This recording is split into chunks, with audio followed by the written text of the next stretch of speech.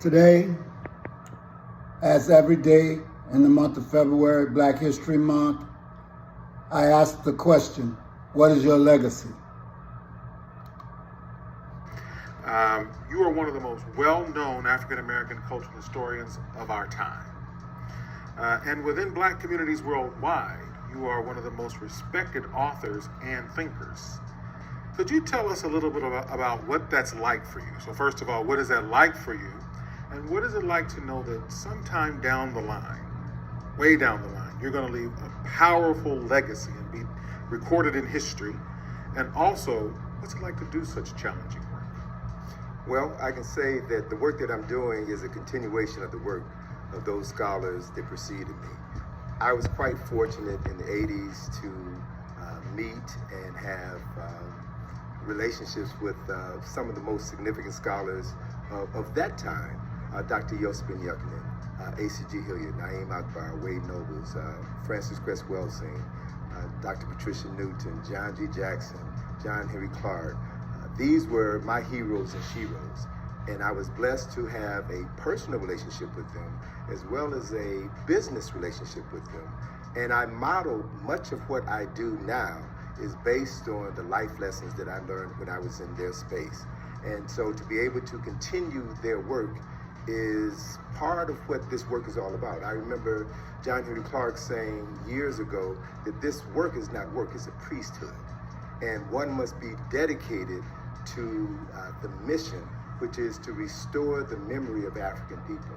So now that many of those elders are now ancestors, and I've ascended into the role of an elder, then I see myself as playing the same role for young folk as Dr. Ben, Dr. Clarke, and others played for me.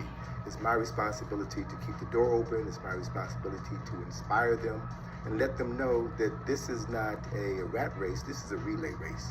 The baton has been passed to me. I'm going to run as far as I can with it, then I will pass it on to those who are coming behind me. At this point in my life, I am focusing my attention on legacy building. I'm working specifically with young folk, primarily young folk who are in their 30s and 40s, who have been around me for a while, who I am handing off pieces of my business to. So I've got a team of people who've been with me during the Egypt and the Potomac field trips for 15 years. So I'm handing that business off to them. My daughter has been with me doing this work since she was 4 or 5 years old. She just turned 38.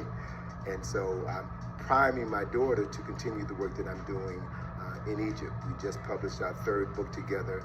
And I like to think that what I'm doing is pouring myself into these souls so that they would do the same. So my question is, and I asked myself this today several times, is what are we doing to create our legacies and leave something behind for those that come after us? Are we simply just individualistic, just like the people that tried to take us out?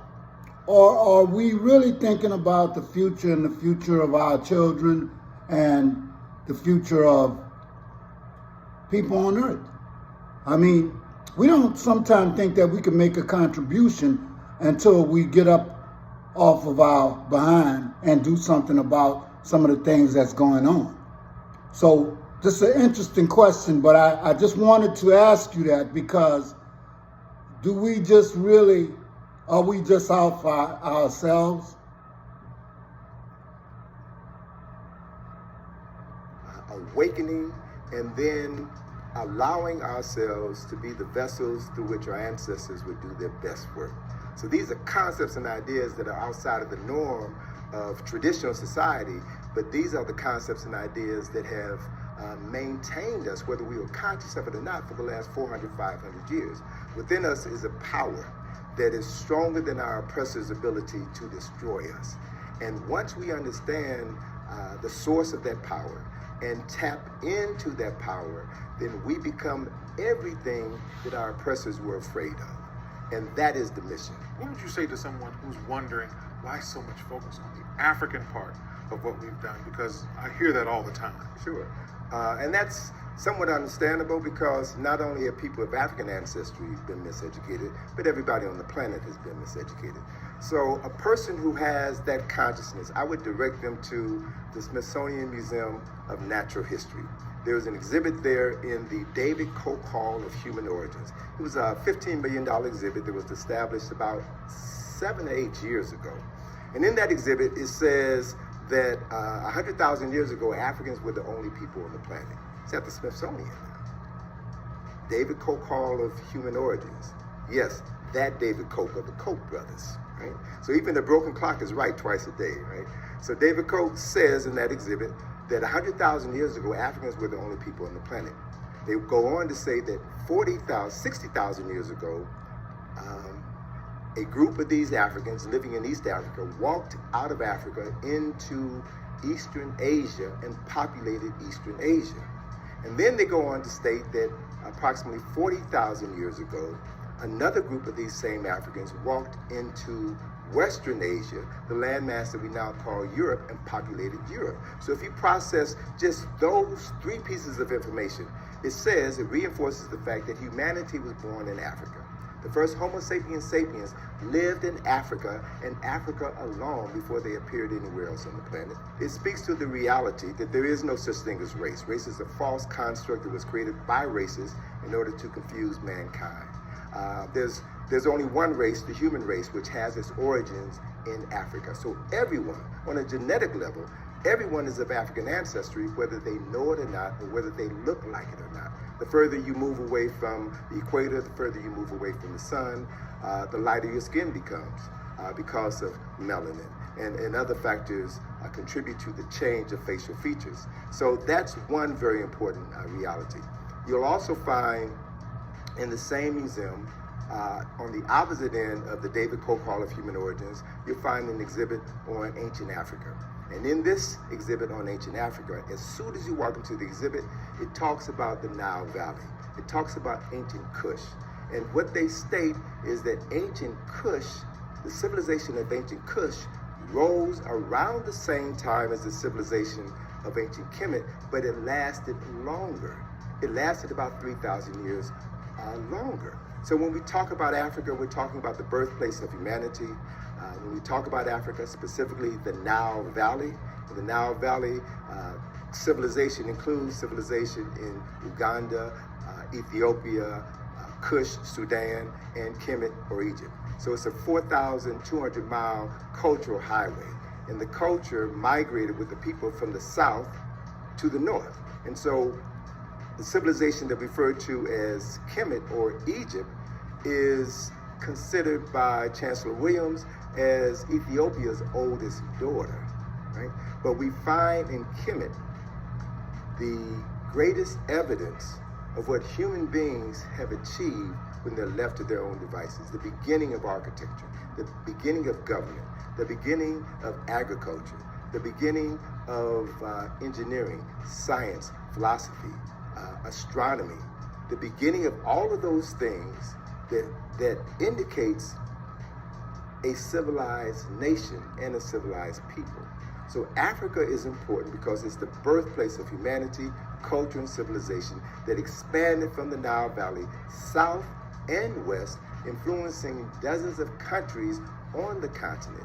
And that is the reason why Europeans were obsessed with coming to Africa, because Africa was the source of knowledge, culture, and civilization. And a thief only goes where there is something to steal.